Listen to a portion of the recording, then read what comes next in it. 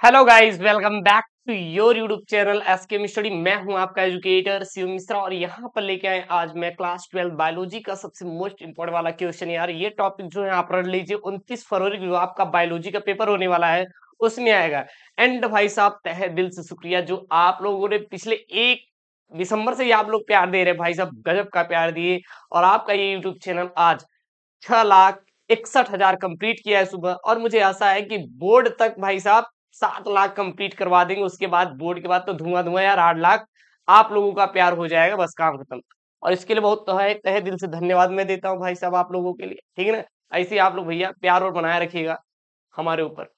और बहुत बच्चे कमेंट करते हैं, सर करेजा करेजा कहते हैं। अरे यार, करेजा मतलब प्यार से बोला जाता है बच्चों को, ठीक है ना। तो आप लोग हमारे करेजा टेंशन ना लीजिए। करेजा मतलब दिल ही होता है पूरा एकदम, ठीक ना, जो अंदर का होता है नहीं मामला, बस वही है एकदम। हाँ, वैसे भी आजकल सर जी, हाँ फरवरी का महीना चल रहा है। हाँ गुरु जैसा आप कह रहे हैं, तो ध्यान दीजिएगा। थोड़ा मैं फनी में बना रहा था ताकि आप बोर भी ना हो और आपका पूरी तैयारी हो जाए। तो कैसी लग रही है आपको क्लासेस हमारी, बताइए। और जो मॉडल पेपर वायरल पेपर जो मैं सीरीज करवा रहा हूँ वो कैसा लग रहा है, कमेंट बॉक्स में अपना रिव्यू आप लोग जरूर से जरूर दीजिएगा, ठीक है ना। तो यहाँ पे मैं लेकर आया हूँ क्लास 12 बायोलॉजी की रिपीटेड क्वेश्चन है। जी हाँ, ये मोस्ट इंपॉर्टेंट वाले रिपीटेड क्वेश्चन है जो कि सभी चैप्टर के मैंने प्रश्नों को यहाँ पर उठाया है।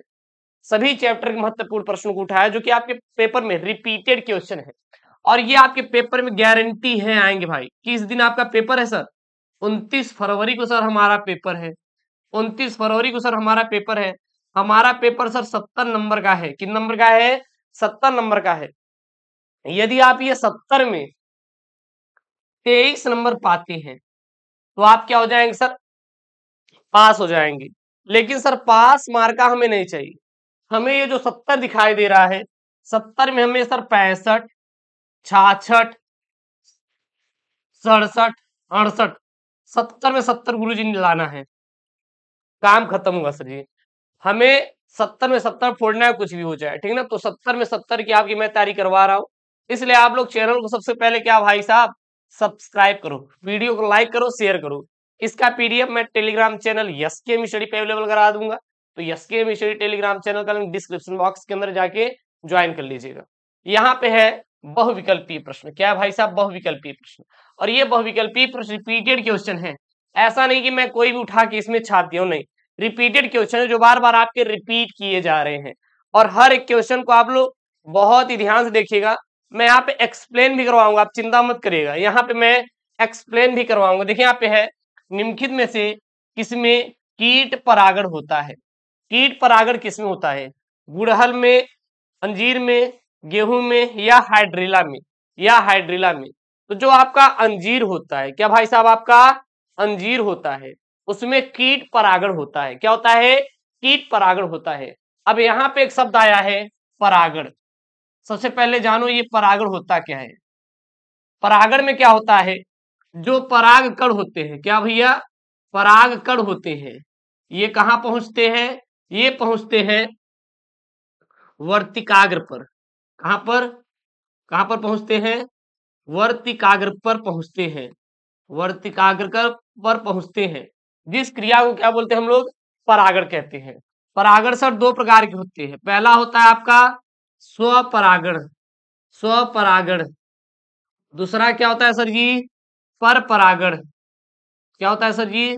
पर परागण, पर परागण, ठीक है ना। तो जो परागण होते हैं, परागण क्या कहलाता है? जो पराग कण है सर जी, इनका वर्तिकाग्र पर पहुंचना सर जी क्या कहलाता है? परागण कहलाता है। और किसमें?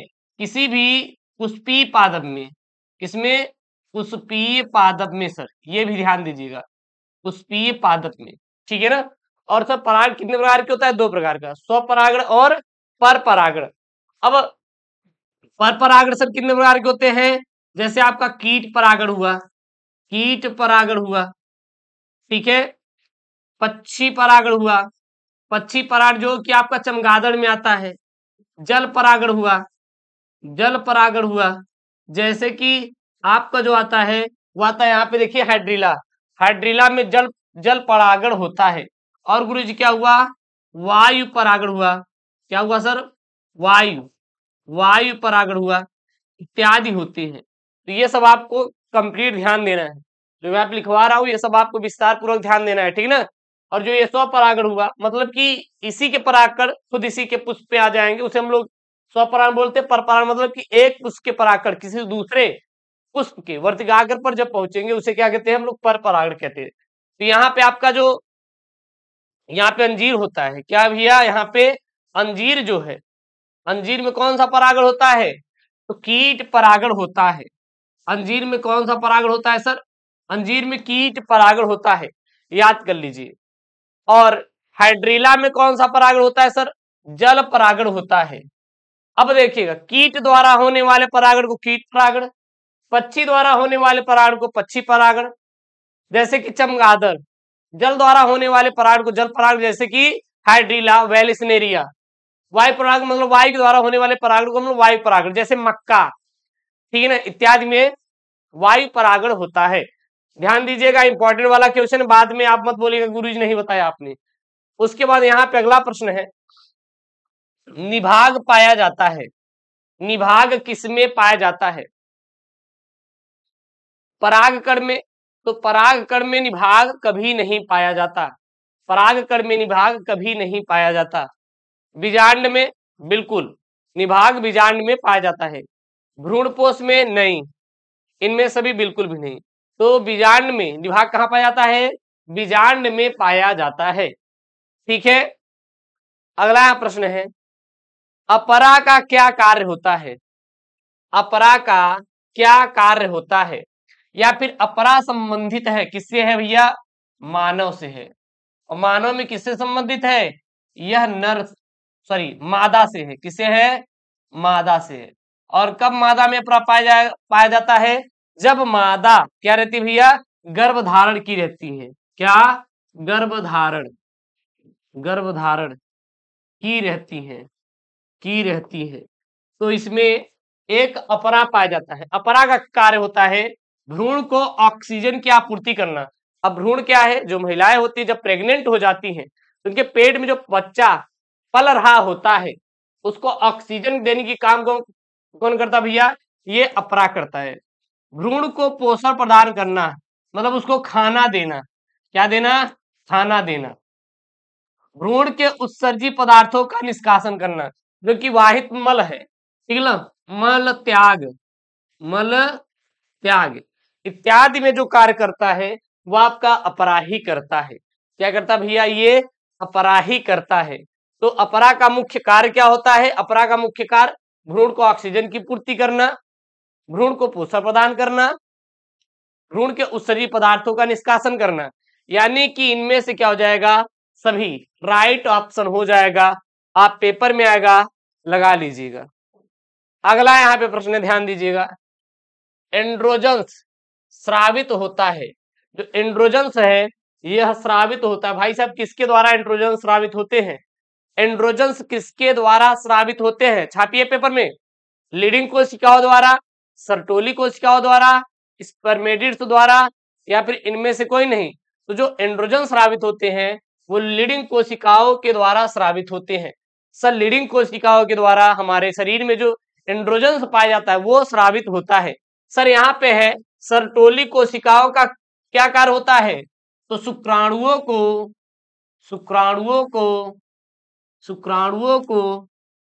पोषण प्रदान करना, पोषण प्रदान करना, ठीक है। तो सर्टोली कोशिकाओं का क्या कार्य होता है, शुक्राणुओं को पोषण प्रदान करना सर सर्टोली कोशिकाओं का मुख्य कार्य होता है। एंड्रोजन कहां से स्रावित होता है सर जी, लीडिंग कोशिकाओं के द्वारा स्रावित होता है। अगला यहाँ पे प्रश्न है कि निम्नलिखित में से कौन नाइट्रोजन स्थिर करता जीव नहीं है, इसमें से कौन सर नाइट्रोजन स्थिर करता जीव नहीं है, एनोबीना है सर, नो स्टॉक भी है सर, एजोटोबैक्टर भी है, लेकिन स्यूडोमोनास जो है नाइट्रोजन करता स्थिर जीव नहीं है। सर नाइट्रोजन स्थिर करता जीव होते क्या है, जो कोई मिट्टी है, क्या है, मिट्टी है, ठीक है ना, मिट्टी में उपस्थित है नाइट्रोजन, नाइट्रोजन इसको क्या करते हैं, इसका नाइट्रीकरण करते हैं, ठीक है ना, जिसके कारण जो मिट्टी है इसमें क्या हो जाता है भैया, इसमें क्या हो जाता है, इसकी उर्वरक क्षमता बढ़ जाती है। उर्वरक उर्वरक क्षमता जो होती है, उर्वरक जो क्षमता होती है क्या होती है भाई साहब, बढ़ जाती है। किसके कारण? ये नाइट्रोजन स्थिरीकर्ता जो जीव होते हैं इनके कारण। अगला यहाँ पे प्रश्न है कि पेनिसिलिन की खोज किसने की थी? यानी जो सर पेनिसिलिन है इसकी खोज किसने की थी? पेनिसिलिन की खोज किसने किया था? रामदेव मिश्र ने, हर्बर्ट बायर ने, फ्लेमिंग ने, एम.एस. स्वामीनाथन ने। जो पेनिसिलिन की खोज किया था वो किया था सर फ्लेमिंग ने। फ्लेमिंग ने किसकी खोज की थी भैया? पेनिसिलिन की खोज की थी, ठीक है ना, पेनिसिलिन की खोज की थी। क्लियर है? अभी एक यहाँ पे प्रश्न आपके पेपर बनता है, कुत्ते के काटने पर, बोर्ड में, कुत्ते के काटने पर कौन सा टीका लगता है? कौन सा टीका लगता है? टीका लगता है। तो याद रखना, अगर कुत्ता काटता है तो हमेशा हमेशा रेबीज का लगता है। कौन सा लगता है भैया? रेबीज का। अगर किसी को कुत्ता ही नहीं सियार भी काटे, क्या काटे भाई? सियार भी काटे, तब भी रेबीज का टीका लगता है। अगर रेबीज का टीका नहीं लगता ना तो व्यक्ति की मौत हो जाती है। अब कहेंगे सर कैसे मौत हो जाएगी? हाँ, मौत इसलिए हो जाएगी क्योंकि जैसे ही उसको रेबीज नामक बीमारी हुई, अगर उसके पास हम पानी लेके जाएंगे वो डरेगा, पानी से डरेगा, पिएगा ही नहीं, मुंह से मतलब कि लाल टाइप फेचकुर बोलते हैं उसको हिंदी में, बाकी जो होता है आप देख लीजिएगा, आई डोंट नो। तो वो जो आता है मुंह से झाग निकलता है, हाँ, और फिर वो धीरे धीरे क्या हो जाता है, मर जाता है, क्योंकि वो भाई साहब वो पानी उसके अंदर जाएगा ही नहीं। पानी अगर उसको दोगे ना तो भागेगा, वो चाहे छोटा बच्चा ही क्यों ना हो, बस ऐसे उसके सामने ले जाओ वो भागना शुरू कर देगा, वो बहुत डरने लगेगा। तो इसके कारण व्यक्ति क्या हो जाती है, मौत हो जाती है। इसीलिए अगर कुत्ता काटे, सियार काटे तो भाई साहब रेबीज का टीका लगवा लीजिए, नहीं तो बड़ी दिक्कत हो जाती है उसके बाद, ठीक है ना। अगला प्रश्न है यहाँ पे, बायोगैस उत्पन्न होती है किसके द्वारा? तो आर्की बैक्टीरिया के द्वारा बायोगैस उत्पन्न होती है। सर बायोगैस मतलब जो सर गोबर होता है ना, गोबर गैस, उसको ही हम लोग क्या बोलते हैं भाई साहब, बायोगैस बोलते हैं। अब गोबर को क्या करते हैं, एक टैंक में हम गोबर डाल दिए, क्या डाल दिए भाई, गोबर डाल दिए, और यहाँ पे थोड़ा सा छिद्र कर दिए और इसमें क्या डाल दिए भाई, पानी डाल दिए, और यहाँ पे एक लगा दिए क्या भाई, पाइप। अब यहाँ पे पानी डालेंगे, यहाँ से आप गोबर डालेंगे, ठीक है ना, यहाँ पे आएगा, यहाँ से पानी, अब यहाँ पे मिक्स होगा, फिर सड़ेगा, क्या होगा भाई साहब, ये सड़ेगा। जब ये सड़ेगा तो इसके अंदर क्या बनेगा, गैस बनेगा, और जब गैस बनेगा तो ये गैस हम किसी भी माध्यम से लेकर, इस गैस का उपयोग हम लोग खाना बनाने में कर सकते हैं सर, खाना बनाने में कर सकते हैं सर, और किस में कर सकते हैं सर जी, हम लोग लैंप जलाने में सर कर सकते हैं, लैंप को जलाने में कर सकते हैं, इत्यादि कार्य में हम लोग इस गैस का उपयोग करते हैं। तो बायोगैस किसके द्वारा उत्पन्न होती है? बायोगैस सर जी आर्की बैक्टीरिया के द्वारा उत्पन्न होती है। उसके बाद रिपीटेड यहाँ पे आपके अति लघुत्तरीय प्रश्न है, भाई साहब कंप्लीट कर लीजिएगा। कोई दिक्कत अगर आपको आ रहा है, कहीं से ऐसा लग रहा है सर समझ में नहीं आ रहा है ये टॉपिक, तो आप कमेंट कीजिए ना, मैं आपके साथ हूँ। आप क्यों डरते हैं, आपको इतना डरना क्यों है भाई? अभी मैं लास्ट में कुछ आपको टॉपिक भी लिखवाऊंगा जिसे आपको लिखना बहुत इंपॉर्टेंट है, और वो टॉपिक आपको क्या होना चाहिए, याद भी होना चाहिए। तो आपको मैं सारे टॉपिक करवा दूंगा, आप बिल्कुल चिंता मत करिए, बहुत ज्यादा आपको परेशान नहीं होना है, मैं हूं ना, तो आपको चिंता क्यों करना है। यहाँ पहला वाला है, सिरका उत्पादन में किन या किन किस जीवाणु का उपयोग किया जाता है? जो सिरका का उत्पादन किया जाता है, सच सिरका बनता कैसे है? तो सिरका अक्सर आप देखेंगे गन्ने का बनता है। किसका बनता है भाई साहब? गन्ने के रस का बनता है। गन्ने के रस के से क्या बनता है? सिरका। लेकिन इसको बनाने में कौन सा जीवाणु का उपयोग करते हैं? तो एसिटोबैक्टर एसिटिक जीवाणु, एसिटोबैक्टर एसिटिक जीवाणु का उपयोग हम लोग सिरका उत्पादन में करते हैं। तो सिरका उत्पादन में किस जीवाणु का उपयोग करते हैं? एसिटोबैक्टर एसिटी जीवाणु का उपयोग हम लोग सिरका उत्पादन में करते हैं। तो सिरका उत्पादन में किस जीवाणु का उपयोग करते हैं भाई साहब? तो वो हम लोग एसिटोबैक्टर एसिटिक जीवाणु का हम लोग उपयोग सिरका के उत्पादन में करते हैं। भाई साहब लगा लीजिएगा, पेपर में अगर आएगा तो छाप देना है आपको, ठीक है ना। दूसरा यहाँ पे, चाय उद्योग में चाय की पत्तियों का किण्वन, चाय उद्योग में चाय की पत्तियों का किण्वन किस सूक्ष्म जीव द्वारा किया जाता है। यानी जो चाय उद्योग होता है, और चाय उद्योग में चाय प्राप्त करते हैं किसके द्वारा? हरी पत्तियों के द्वारा। लेकिन वो किसके द्वारा हम लोग बनाते हैं? तो वो बनाते हैं हम लोग माइकोकोकस कैंडिडेंस के द्वारा। किसके द्वारा? चाय की पत्तियों का किण्वन माइकोकोकस कैंडिडेंस के द्वारा किया जाता है। किसके द्वारा किया जाता है? याद रखना, माइकोकोकस कैंडिडेंस के द्वारा किया जाता है। तो चाय की पत्तियों का किण्वन किसके द्वारा किया जाता है? माइकोकोकस कैंडिडेंस के द्वारा किया जाता है। It is right option for your board exam. ध्यान दीजिएगा, इंपॉर्टेंट प्रश्न है, बाद मत बोलिएगा गुरु नहीं आया। अगला प्रश्न है डीएनए। अब यहीं पे मैं आपको इसको बता देता हूं, डीएनए का पूरा नाम क्या है? डीएनए का पूरा नाम क्या है? डीऑक्सी राइबो न्यूक्लिक अम्ल। डीएनए का पूरा नाम क्या है? डीऑक्सीराइबो न्यूक्लिक अम्ल, यानी deoxyribo nucleic acid. Sir RNA का पूरा नाम क्या है? डीएनए लिख लिए, अब यहीं पे क्या लगा दे हम? आरएनए लगा दे, आरएनए लगा दीजिए। तो यहीं पे हटा दीजिए, क्या लिख देंगे? राइबोन्यूक्लिक अम्ल। डीऑक्सी हटा दीजिए, आगे जो बचे राइबोन्यूक्लिक अम्ल हो जाएगा। ध्यान दीजिएगा, यहाँ पे है डीएनए को केंद्रक में मिलने वाले अम्लीय पदार्थ के रूप में सर्वप्रथम किसने पहचान किया था? यानी जो डीएनए है, इसके जो डीएनए को केंद्रक में मिलने वाले, डीएनए के केंद्रक में एक अम्लीय पदार्थ मिलता है, इसीलिए तो यहाँ पे है ना न्यूक्लिक अम्ल यानी कि क्या, यहाँ पे अम्लीय पदार्थ मिल रहा है। किसने पहचान किया था? तो फ्रेडरिक मिस्चर ने केंद्रक से प्राप्त अम्लीय पदार्थ को न्यूक्लिन नाम दिया।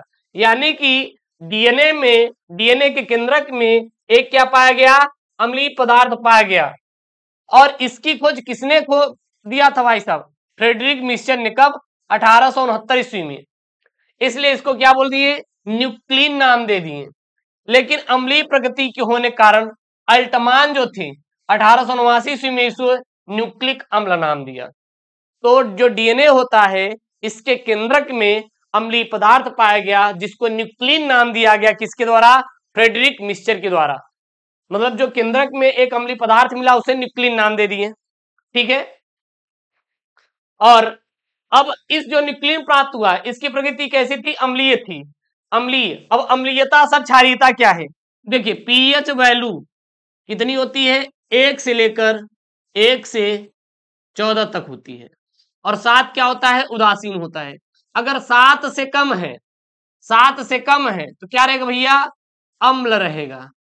7 से अधिक है तो क्षार रहेगा। तो जाहिर सी बात है इसकी जो वैल्यू आई वो 7 से कम आई पीएच वैल्यू, इसलिए क्या है? अम्लीय है। क्या है? अम्लीय। अगर किसी का भी पीएच मान 7 से कम है तो वो अम्लीय होगा, 7 से अधिक है तो क्षारीय होगा। पानी का कितना होता है पीएच मान? कमेंट बॉक्स में आप छापेंगे। तो याद रखिएगा, फ्रेडरिक मिस्चर ने 1869 ईस्वी में केंद्रक से प्राप्त अम्लीय पदार्थ को न्यूक्लिन नाम दिया। तो न्यूक्लिन किसने नाम दिया? फ्रेडरिक मिस्चर ने दिया। एंड यहाँ पे है आप अम्लीय प्रकृति, यानी कि जो इसकी नेचर थी वो कैसी थी भाई साहब? एसिडिक थी। कैसी थी? एसिडिक थी। इसलिए इसको अल्टमान ने सन 1889 ईस्वी में इसे न्यूक्लिक अम्ल का नाम दे दिया। न्यूक्लिक अम्ल का नाम दे दिया। अगला यहाँ पे प्रश्न है, बैक क्रॉस से आप क्या समझते हैं, या बैक क्रॉस से क्या तात्पर्य है, ये यहाँ पे बताना है। तो उत्तर में क्या लिखेंगे? संतति का किसी भी जनक अर्थात शुद्ध प्रभावी या शुद्ध अप्रभावी जनक से संकरण बैक क्रॉस कहलाता है। यानी कि कोई भी संतति है, मान लीजिए कोई ए है, देखिए यहाँ पे ए है और बी है, ये क्या है? ये मेल है और ये फीमेल है। दोनों लोगों का संकरण कराया गया और ये जनक है भाई साहब। क्या है? जनक है। जनक है, संकरण कराया गया। तो यहाँ पे सी एक इनका बच्चा बनता है। ठीक है ना? अब इस बच्चे का इनके साथ पुनः क्या करा दे हम लोग? संकरण करा दे, तो उसे क्या कहते हैं हम लोग? बैक क्रॉस कहते हैं। क्या कहते हैं भाई साहब? बैक क्रॉस कहते हैं। फिर इसी बच्चे का इनके साथ संकरण करा दें तो उसे हम लोग क्या कहते हैं, बैक क्रॉस कहते हैं। ध्यान दीजिएगा। अगला यहाँ पे है प्रश्न 5वां नंबर कि जो मेंडल थे मटर के पौधे में कितने जोड़ी विपरीत लक्षणों का अध्ययन किया। भाई साहब मेंडल भाई साहब जो थे उन्होंने मटर के कितनी जोड़ी विपरीत लक्षणों का क्या किया था भाई साहब, अध्ययन किया था। तो मेंडल भाई साहब जो थे मेंडल ने मटर पर, और मटर के पौधे का जो वैज्ञानिक नाम क्या था, पाइसम सेटाइवम था, के पौधे पर 7 लक्षणों का इन्होंने मतलब 7 लक्षणों की वंशागति का इन्होंने भाई साहब अध्ययन किया था। तो मेंडल के जो मटर का नाम क्या था, औद्योगिक मटर था कि उद्यान मटर था, उद्यान मटर था, औद्योगिक क्षेत्र होता है। तो मेंडल के जो मटर पर मेंडल ने जो मटर पर एक्सपेरिमेंट किया था उसको लोग उद्यान मटर कहते हैं, और उद्यान मटर का वैज्ञानिक नाम क्या होता है, पाइसम सेटाइवम होता है। कि पौधे पे 7 इन्होंने वंशागति का अध्ययन किया था। पहला, पौधे की ऊंचाई। अब पौधे की ऊंचाई कैसा होगा, या फिर लंबा होगा या फिर क्या होगा, बौना होगा। यदि लंबा हुआ तो सर प्रभावी, लंबा हुआ तो सर प्रभावी, बौना हुआ तो सर अप्रभावी, बौना हुआ तो सर अप्रभावी होगा। पुष्प का रंग, सर पुष्प का रंग लंबा हुआ मतलब बैगनी रंग का हुआ तो कैसा रहेगा, आपका प्रभावी, और सफेद हुआ तो क्या रहेगा, अप्रभावी। जो पुष्प का रंग है सर जी, आप लोग देखे होंगे, आप लोग गांव में गए होंगे तो देसीवा मटर है, लाल है, पीला है, हरा है, नीला है, इत्यादि कलर दिए तो वो देसी वाला मटर है, उद्यान मटर नहीं है। एक बात ध्यान देना, ठीक है ना। और बीज का आकार गोल और झुर्रीदार। अब बीज अगर प्रभावी है तो गोल रहेगा, अप्रभावी है तो झुर्रीदार रहेगा सर। बीज का रंग सर अगर प्रभावी है तो पीला, अप्रभावी है तो सर हरा, ठीक है। फली का रंग सर प्रभावी है तो हरा, अप्रभावी है तो सर पीला, अप्रभावी है तो सर पीला। फली का आकार सर, फली का आकार प्रभावी है तो फूली रहेगी। अब फली क्या है सर, जो आपका मटरवा रहता है ऐसे ऐसे तो रहता है ना, ऐसे ऐसे, हाँ ऐसे मटर रहता है, ये फूला रहेगा, जो मटर रहेगा पूरा पूरा फूला रहेगा। अगर वो फूला है तो वो क्या है, प्रभावी है। अगर सिकुड़ गया है तो क्या है आपका, अप्रभावी। पुष्प की स्थिति मतलब पुष्प कहां पर स्थित है, पुष्प अपनी कक्षा में स्थित है या अंतः कक्षा से, मतलब मार्ग सिकुड़ उकुड़ गया है, ठीक है ना। अगला यहाँ पे प्रश्न है भैया, अगला यहाँ पे प्रश्न देखिए, प्रश्न क्या बोल रहा है यहाँ पे, जनसंख्या विस्फोट के क्या दुष्परिणाम होंगे। अगर जनसंख्या विस्फोट हुई तो इसके क्या क्या दुष्परिणाम निकल कर आएंगे। तो सबसे पहला, कपड़ा, भोजन, आवास का अभाव, अभाव मतलब कमी हो जाएगी। कैसे सर, मान लीजिए घर है, यहाँ पर पहले 5 लोग रहते थे, 5 लोग, अब इनके भाई साहब 10-10 बच्चे, कितने भाई साहब, 10-10 बच्चे, ये तो जनसंख्या विस्फोट है। तो कितने हो गए, 50, और ये 5 खुद लोग हैं तो कितने हो गए भैया, 55 लोग हो गए। अब ये 55 लोग क्या इस घर में आएंगे, क्या अकेले नहीं आएंगे, तो जाहिर सी बात है आवास की कमी हो जाएगी गुरुजी। अब 5 लोगों के लिए कपड़ा, अब 50 लोगों के लिए एक्स्ट्रा कपड़ा, भाई साहब कपड़े तो लगेंगे ना, तो कपड़े की कमी हो जाएगी। जो खाना 5 लोगों के लिए था अब उसको 50 लोगों में बांटना पड़ेगा, और 5 ये 55 लोगों में, तो भोजन की क्या पड़ जाएगी, कमी हो जाएगी। और क्योंकि बढ़ती हुई जनसंख्या हमारे संसाधनों के अनुपात में क्या होती है, अधिक होती है, इसलिए इसके बहुत बुरे दुष्परिणाम निकल कर आएंगे। अगला प्रश्न है, प्राकृतिक गर्भ निरोध विधि के 2 आपको प्रकार बताना है। यानी कि प्राकृतिक गर्भ निरोध, जैसे मान लीजिए कोई एक मेल कैंडिडेट है, एक फीमेल कैंडिडेट है, दोनों सेक्सुअली क्रिया करते हैं, उस समय भाई साहब वो प्रेग्नेंट लेडी ना होने पाए, उस समय कौन सी 2 प्राकृतिक गर्भ निरोधक विधियां हैं, ना दवा मतलब बिना दवा हुआ की। तो ये है आपका आवधिक संयम का और स्तनपान अनावर्त अनातर्व, जो है ये 2 विधियों द्वारा प्राकृतिक गर्भ निरोधक विधि को अपनाई जा सकती है। अगला यहाँ पे लघुत्तरी प्रश्न है, देखिएगा लघुत्तरी प्रश्न क्या बोल रहा है यहाँ पे, सिंड्रोम पर संक्षिप्त टिप्पणी लिखिए। भाई साहब सिंड्रोम होता क्या है, डाउन सिंड्रोम होता है, टर्नर सिंड्रोम होता है, क्लाइनफेल्टर सिंड्रोम होता है, विस्तार से किसी अन्य में बताऊंगा उसको, अथवा सिंड्रोम क्या है, किसे कहते हैं सिंड्रोम। तो उत्तर लिखेंगे किसी रोग के विशिष्ट लक्षणों का समुच्चय ही सिंड्रोम कहलाता है। यानी कि कोई रोग है, उस रोग का विशिष्ट लक्षणों का एक समुच्चय होता है, जिसे हम लोग क्या कहते हैं, सिंड्रोम कहते हैं। दूसरे शब्दों में बात करें तो अनेकानेक लक्षणों का समूह जो एक साथ किसी असामान्यतः रोग या विकार का द्योतक होता है, सिंड्रोम कहलाता है। अब घोतक मतलब जो रोग को उत्पन्न करता है उसको घोतक का नाम देते हैं, तो क्या कहलाता है भैया, सिंड्रोम कहलाता है। उदाहरण के लिए सर जी, जैसे जैसे एड्स होता है, एड्स बोले तो HIV, वुमेन, अब जाने दो, अब नहीं बताएंगे, बाद में बता देंगे। चलिए देखिए एड्स होता है, एड्स क्या है, जैसे रोग के अनेक लक्षण होते हैं, इसीलिए इसे एक्वायर्ड इम्यून डिफिशियंसी सिंड्रोम कहा जाता है। एड्स का पूरा नाम क्या होता है, HIV भी इसको बोलते हैं, एक्वायर्ड इम्यून डिफिशियंसी सिंड्रोम कहलाता है। इस प्रकार के अन्य सिंड्रोम भी हैं, जैसे आपके down syndrome, Klinefelter syndrome, Edward syndrome इत्यादि जितने भी होते हैं, यह भी सिंड्रोम में क्या है, उदाहरण है।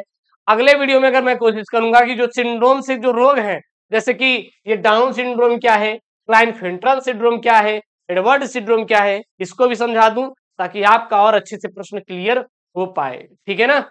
अगला यहाँ पे प्रश्न है, देखिए प्रश्न क्या है, ध्यान दीजिएगा।